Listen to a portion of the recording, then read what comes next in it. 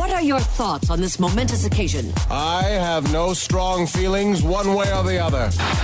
Yeah, baby! Ready for today's challenge? You're fun. You say what you think, like you're already drinking. I do believe we've met. Maybe we could get to know each other over a coffee. This is a shout out to all my bros, man! Hi, everybody, and welcome to NSS. This is the Reynolds Report.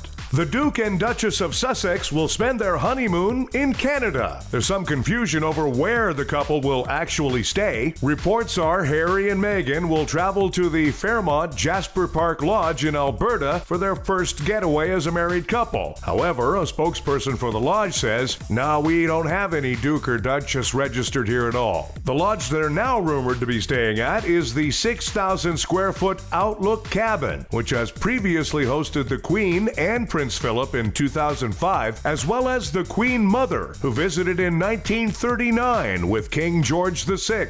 The cabin is nicknamed the Royal Retreat and goes for $6,500 a night. Harvey Weinstein was led in handcuffs past a gauntlet of photographers Friday as he appeared in court to face charges that he raped one woman and forced another to perform oral sex. Friday on television, actress Rose McGowan talked about Harvey being arrested and charged. What does this feel like for you to see him in cuffs? It's surreal. It's real. It's both. And it's kind of like living in a Salvador Dali painting, this whole thing. And to see him do the Bill Cosby old man perp walk on the way in, so we already know what he's planning, to see him in cuffs on the way out, whether he smiled or not, that's a very good feeling. Mm-hmm. Did you ever think this day would come, Rose? And did you ever really believe this would come? I actually didn't believe this day would come. I didn't believe this day would come, and I'm so proud of Lucia Evans and Paz Vega and Justice for starting. I mean, we have to understand, he turned himself in on a Friday. That's a slow news weekend, Memorial Day, so he still has privileges from high up somewhere. But this is a big strike into the heart of abuse of power. And this shows people worldwide, which is what I was hoping the whole time, that this cannot and will not stand. It's time for Things I Learned from Seinfeld. Oh, wait a second. Oh, I forgot to clean the bathroom. So what? That's good. Now, how could that be good? Because filth is good. What do you think, rock stars have sponges and ammonia lying around the bathroom? You think they have a woman coming over? I gotta tidy up? You know, look, in these matters, you never do what your instincts tell you. Always, always do the opposite. That's it for Things I've Learned from Seinfeld.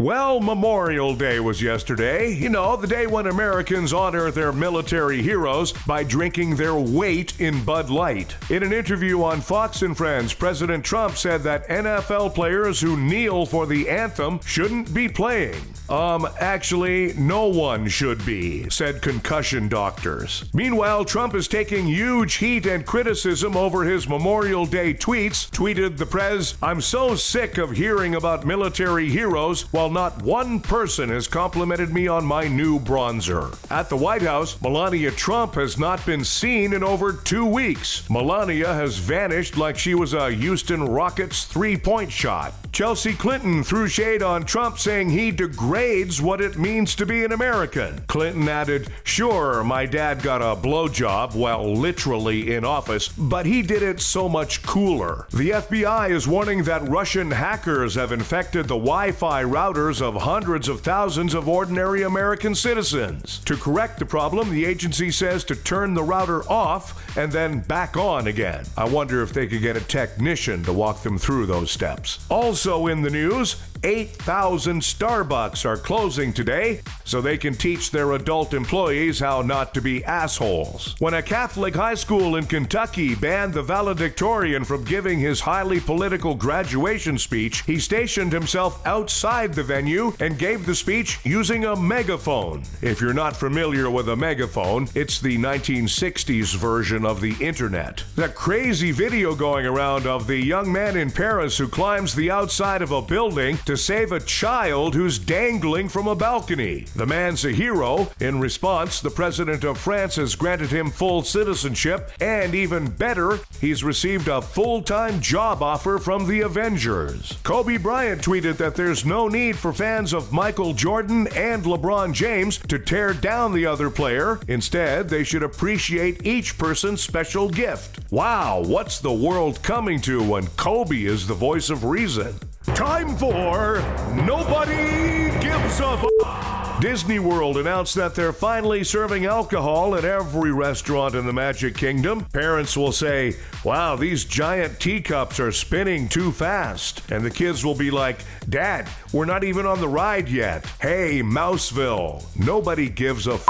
One of the contestants on the new Bachelorette owns erectile dysfunction clinics. It's a hard business, he said. No, he actually said that. Hey, losers, nobody gives a f***.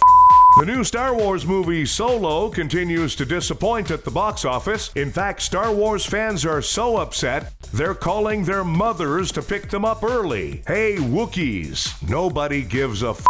Thanks, everybody. We have a new episode of the Reynolds Report for you every weekday. Be sure to check out NSS Live, starring Frank D'Angelo and his celebrity panel of guests, Tuesdays and Thursdays for NSS Live.